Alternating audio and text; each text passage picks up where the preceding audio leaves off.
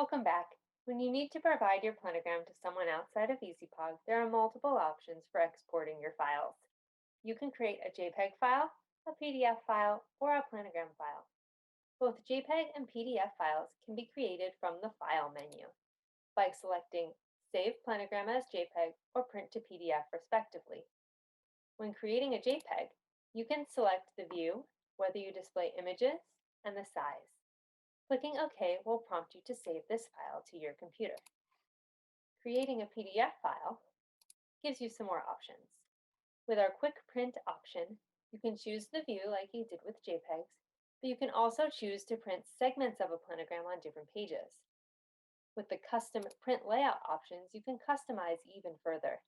Here you can add logos, text, and even reports to the image of your planogram. These layouts can be saved for later use as well. Clicking Print will prompt you to save it to your computer. If you need to provide a planogram file to someone, EZPOG allows you to export planograms as either an EZP file, which is a native EZPOG file, or a PSA file, which is compatible with other planogram softwares. When you click Export Planogram from the Import/Export dropdown, you'll be prompted to select which file type you'd like to export as. When you click OK, you will be prompted to save this file to your computer. Thank you for watching this video. Please visit ezpog.com for more information or email us at info@ezpog.com.